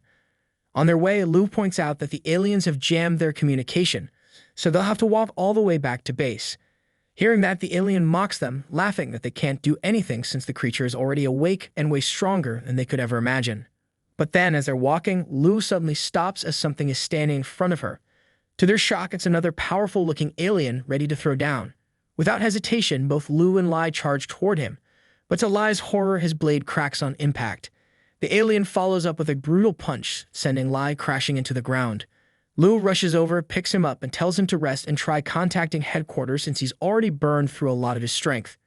As Lu squares up to face the threat, Lai warns her to watch out for the alien's blade and armor set, and no matter what, they just have to hold out until backup arrives. Hearing that, Lu launches herself at the alien, striking with everything she's got. But the alien casually blocks it, then slips behind her for a counterattack. Lu, quick on her feet, manages to dodge but realizes this alien is way too fast, she's barely keeping up. And worse, its attacks are insanely sharp and relentless, like it doesn't even know what the word tired means. Loading up more power, the alien charges straight at Lu and knocks her to the ground. It then turns its attention back to Lai, clearly aiming to finish him right then and there. But to everyone's shock, something intercepts the alien's strike midair. Dust clouds explode around them, and when it clears, Lai is stunned to see the alien completely gone, no trace at all. Lai mutters in disbelief, still trying to process what has just happened. Lu, catching her breath, points toward the massive footprints left behind, evidence that an old presence has stepped in. The sight leaves Lai shocked. Not only has the creature spared them, it has actually carried the alien away with it. Lu assures him that the being might be something different, something special, and insists that this incident should not be reported to headquarters since it does not appear to be a threat. Lai, though reluctant, agrees for the time being, and the two of them head back. Elsewhere along the shore, Lin drags himself out of the water with the alien in tow and slams it hard against a nearby rock. The alien, dazed and battered, stares at him in disbelief, wondering if Lin has awakened as well and only intervened because he noticed its distress. That hope quickly dies. Channeling fiery energy into his spell, Lin's grin turns wicked as flames erupt across his hands. Doing that, Lin reveals that the worm the alien was waiting for is already inside his stomach, and soon the alien itself will be joining it. After some devouring, Lin manages to take down the whole alien body, but instantly gets disgusted as it tastes like a freaking tire. When the system asks if he actually ate a tire, Lin jokes that if eating tires helped him level up, everyone would have ditched cars and gone on foot a long time ago. With that, he suddenly receives a notification that he's completed both difficult missions of devouring level 1 and level 2 creatures. Out of nowhere, 2 lightning bolts form and start absorbing into his body. Lin feels his eyes tingle, refreshed like some weird enhancement just kicked in. When he opens them again, he's shocked that he can now see at insane distances, like a living telescope. He can even spot the dragon team's camp from way out in the distance. On top of that, his breathing feels sharper, more controlled. Hearing this, the system Mommy points out it might be connected to his heart system. Focusing back on reality, Lin realizes that despite the dragon team doing their best to protect the city, their manpower must be lacking against all these unexpected alien ships popping up. He admits he underestimated both the dragon team and the eel organization and decides it's time to reevaluate them. With that, he makes up his mind to actually help the dragon team clear the battlefield. Meanwhile, inside the civilization ruins, Lu and her team are on edge. The frozen creature they've been guarding is showing more and more cracks in its icy prison. Everyone fears it's about to wake up. But according to Lu, they still haven't detected any real signs of life, so it's uncertain whether the thing is alive or not. Some of her men suggest contacting the action team for backup, but Lu shuts that down, saying they're busy waiting on new armor upgrades and will return later anyway. Just then, one of her men rushes in with bad news that the eel organization has leaked all the information. As Lu is processing the situation, Lai shows up carrying the suit number 2 box, revealing that he found it hidden in the mountains. Hearing that, Lu immediately realizes it must have belonged to the alien Lin cleared out earlier. When she opens the box, she's stunned to see a level 2 armor sword inside. According to her, level 3 is the lowest and easiest to obtain, so getting hands on a level 2 is a super rare feat. Lai adds that at headquarters they only have level 3 suits, and if someone wants a level 2, they have to earn it by passing a special test inside the ruins. Not only that, it's notoriously hard to get. There's no restriction on trying, but many people have lost their lives chasing it. Lai goes on to say he actually found 5 of these suits, which gets Lu all hyped up, thinking it must be thanks to that special friend of hers. As they're talking, the cave walls suddenly start shaking, making Lu realize the alien must be trying to wake the T-Rexes up. Meanwhile, on the surface, Lin, fresh off taking down another alien, also hears the strange signal, feeling like something is literally calling him. Suddenly, countless colorful beams shoot across the floor, and right in the middle of them floats that same mysterious orb from before. Lin rushes to grab it, but the orb vanishes instantly. Sister Mommy shakes him awake, and that's when he realizes it wasn't gone. The orb was inside his mind. To him, it feels like someone is resonating with him, and he quickly pieces it together. It must be the Eel organization. Lin figures out they deliberately placed that orb to help the aliens wake up the monsters. Without wasting a second, he charges off toward the frequency source. Meanwhile, Sister Mommy, busy glazing herself, as always, notices her reckless boy already ran off, so she decides to follow him. Near the civilization ruins, Lin uses camouflage to lurk around but is confused that he hasn't sensed the aura of the T-Rex, which means they're still asleep. He also realizes that the metal ball might be the key to waking those T-Rexes up, and someone from the Dragon team is definitely sus for doing it. Soon he spots what looks like a traitor walking around like he's James Bond or something. Lin follows the guy, and once he enters the cave, the dude pulls out a small glowing ball from his pocket, muttering that it's his mission to wake the T-Rexes. Lin, not the type to just sit quietly, blasts a fire beam right at his hand. Startled, the guy whips out his pistol and upon seeing Lin, starts unloading bullets, screaming monster. However, not a single bullet leaves even a scratch on him. Lin casually grabs the guy by the neck, but to his surprise, the dude's got some hidden device in his arm. He triggers it, and a massive blast erupts. But when the smoke clears, Lin walks out completely unscratched, more shocked that the guy tried to take himself out just to get rid of Lin. Processing this, Lin suddenly hears heavy gunfire coming from inside the civilization ruins. Inside, the Dragon team is going full blast mode on something: tanks, machine guns, everything they've got. After a while of non-stop fire, Lai signals everyone to stop, while Lu wonders if the thing is finally dead. But as the smoke settles, a T-Rex stomps out, completely unscratched and absolutely furious. Seeing this, Lai realizes normal bullets ain't gonna do squat against this beast, so he starts firing his lightning arrows. But to his shock, the moment one arrow hits the T-Rex's eye, it just reflects right off the eyeball. Lu, however, points out that even though it looked useless, it actually did damage the eyes a little. She tells him to keep going. Hearing that, Lai starts shooting again, aiming directly at the creature's eyes, and this time it works. However, it only makes the creature even more enraged, and it starts charging straight at the Dragon team. The soldiers, seeing it coming, are panicking in fear, while Lu whips out her otherworldly, metal-forged sword to test it out on the T-Rex's body. She also orders the one with the number 2 suit to lead everyone outside and get ready to execute the final plan if things go south. As they're still processing, the T-Rex is already upon them. But just as it's about to strike, a blazing fire beam slams into it, sending the massive beast flying. The T-Rex screeches as its body burns while Lin charges in, latching onto its face with a vicious bite. The T-Rex thrashes and retaliates, knocking Lin back, but our boy doesn't feel a single ounce of pain in his rage mode. While this chaos is unfolding, Lu leaps into action too, launching herself into the air and slashing at the T-Rex's tail. To her surprise, the blade actually works, so she tosses the sword over to Lin, telling him to go for its eyes. Catching the sword midair, Lin springs up, aiming for the creature's head. But before he can land the strike, the T-Rex chomps down and shatters the sword into pieces. Lin doesn't stop. He immediately follows up by blasting a fiery beam straight at the T-Rex's eyes, making it roar in agony.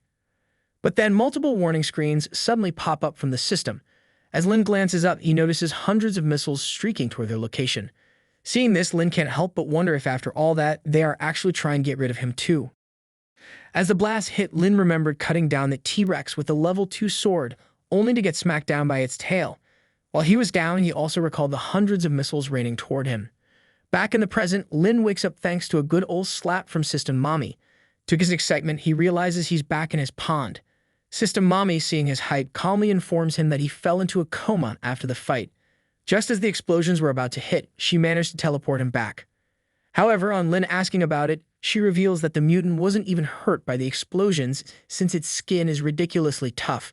She also drops the bomb that Lin was unconscious for 1.5 days. Hearing this, Lin immediately decides to head back and check things out. Using teleportation, he flashes straight toward the civilization ruins. While speeding along, Mommy wonders why he's in such a rush, to which Lin cheekily replies that he wants to be in the show. After all, the Dragon team's bombing might have gravely injured the T-Rex, and it could be by the riverside healing. Sure enough, as Lin reaches the river, his guess proves correct. The T-Rex is chilling there, munching on some deer like it's having a riverside picnic. Using his camouflage spell, Lin sneaks up from behind and spreads out a cloud of fiery smoke to create a distraction. Taking advantage of the moment, he quickly lunges in and bites down hard on the T-Rex's leg. However, the T-Rex, not thinking much, just chomps Lin straight into its mouth. But that's exactly what Lin wanted. From the inside, he unleashes his thorn scales, shocking the monster from within. Then he cranks it up a notch, targeting the T-Rex's insides and engulfing them in flames. In no time, smoke starts pouring out of the creature's body as it collapses to the ground. Lin literally smoked it from the inside out. As it falls, the stench gets even worse, making System Mommy gag in disgust. Lin, however, just grins and assures her that it was all part of his bigger plan. Not wasting a second, our boy jumps right back into devouring the T-Rex. Meanwhile, back in the city hospital, both Lin and Lai are receiving treatment for their injuries. Out of nowhere, they both get calls at the same time. On the line, headquarters is demanding explanations about what exactly happened with that other mutated creature that appeared during the battle. Just as Lin is about to reveal who it was, Lai's assistant barges in, claiming it was a dragon. To their shock, he informs them that they spotted what looks like a dragon in the city's pond. Seeing the live feed, Lin immediately understands why. The social media chat groups are also buzzing nonstop about mutated creatures appearing and wreaking havoc in the city.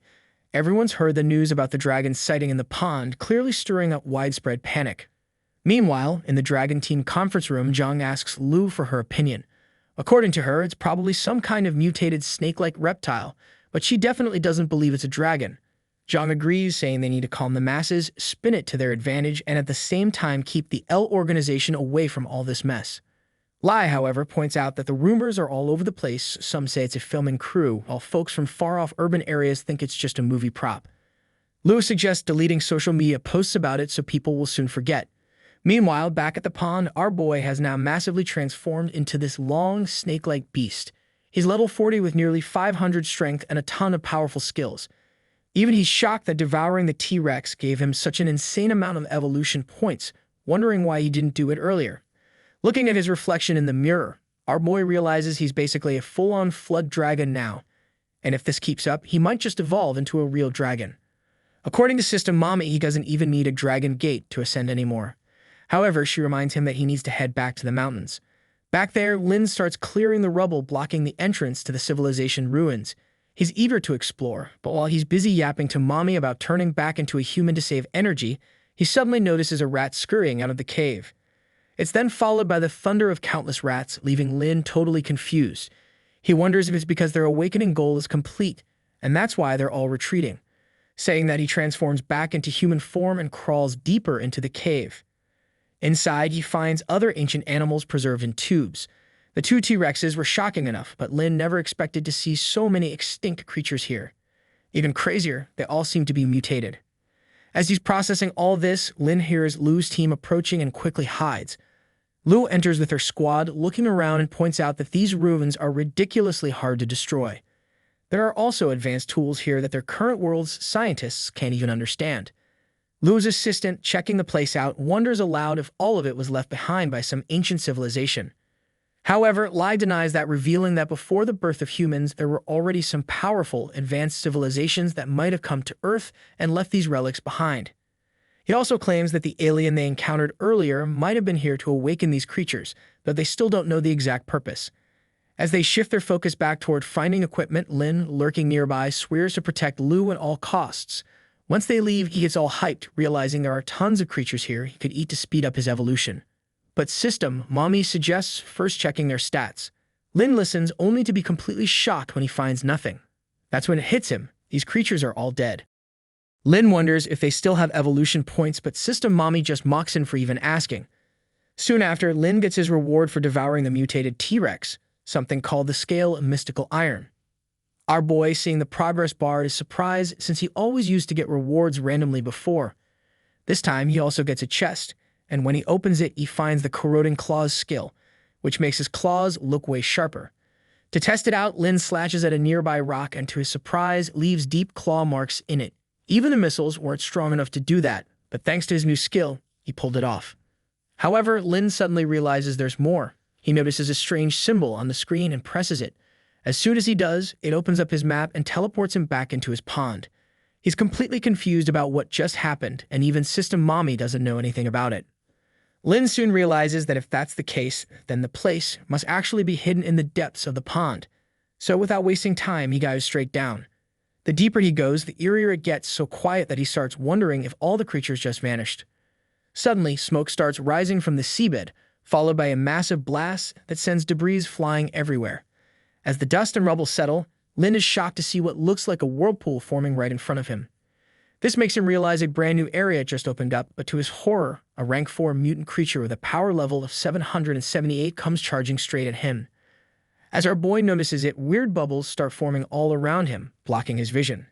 The creature catches up, and just as it's about to strike, Lin spots it and blasts out his own fire beam, resulting in a massive collision blast. To Lin's shock, the thing actually manages to punch through his fire beam and sends him flying right out of it.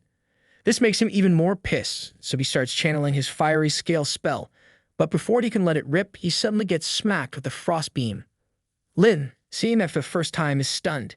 He's surprised, but he also knows it's time to teach this guy a lesson, so he charges straight at it. Lin manages to bite down on its arm and immediately feels the icy coldness seeping into his body. Before he can react, the creature slashes him with its frost claws, and Lin realizes those claws are no joke. Every hit cuts deep. The creature pauses for a second, then charges again. This time it manages to pierce straight through Lin's body with its spikes. Despite the pain, our boy retaliates by slashing its tentacles clean off. Knowing he's at his limit, Lin decides it's time to unleash rage mode. Even though he's worried about the other creatures lurking around, he knows this is about survival.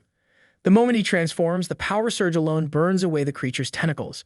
Without wasting a second, Lin barrels forward and collides with it head-on. As they both collide, Lin manages to get the upper hand, sending the creature flying back. In his Devil Lord form, he mocks it, asking how it's planning to heal from the fire. Instead of coming at him again, the monster decides to retreat, but Lin isn't the type to just let it slide. With a flash, he charges after it. Catching up, Lin slams into its back, making it scream in pain. Despite the creature retaliating, Lin digs his claws deep into its skin and pins it down to the ground. The monster tries to shoot out its frosty beam, but against Lin's rage form, it's useless. With pure fury, Lin presses harder into its body, burning it to a crisp. Finally calming down, Lin realizes the creature might actually be dead, but he also notices he might have used way too much of his power. Exhausted, he collapses unconscious, while System Mommy sighs in annoyance, already preparing to clean up after his mess again. Meanwhile, in the Dragon Team conference room, Zhang briefs everyone that headquarters is now very interested in the lizard creature that took down the T-Rex, and they want to capture it. Lai leans in and asks if Lu has decided to tell him the truth. To his shock, she stands up and reveals that she knows this creature has saved them multiple times and has never shown aggression toward them. Lai backs her up, vouching that it really has helped them a lot. However, one team member opposes it, arguing that mutated creatures are too unpredictable and can never be trusted. For this, Lu suggests tracking it without capturing it, but the opposition guy still doesn't see the point. So she slams down the level 2 suit sword, claiming it was thanks to that mutated creature who, somehow, seems to know exactly what they need. The guy agrees with her, but still insists they report to headquarters, claiming strange things like this are happening all over the world. Lu, agreeing, leaves to meet Zhang, but deep down she knows this is all she can do for Lin for now. Back in the water, Lin wakes up after a good night's sleep. System Mommy, however, is exhausted from all this chaos. Lin just brushes her off, which only annoys her more, so she points at the monster fish corpse and tells him to hurry up and eat it since it smells terrible. As Lin devours it, he suddenly gets the mythical iron scale skill, and right after that, a purple orb appears above his head, transforming his entire body. Immediately, Lin feels much stronger, and his defensive sturdiness shoots way up. On top of that, he also receives a hidden reward that lets him merge his skills. Of course, our boy wastes no time and merges them instantly, gaining a buff to his mythical iron scale that lets him return 1% of the damage back to his enemy. He's excited at first, but then realizes it's only 1%. Still, he brushes it off as it's better than nothing. While he's busy admiring his new power, Lin suddenly notices the city river's water level is rising, and it's coming from the hole where he fought that monster earlier. Realizing it might hold more treasures, Lin dives right in. But as he goes deeper, he's shocked at how pitch black it is down there. Even so, he keeps diving further and further, only to be stunned when he touches the wall and realizes the entire tunnel is made of metal.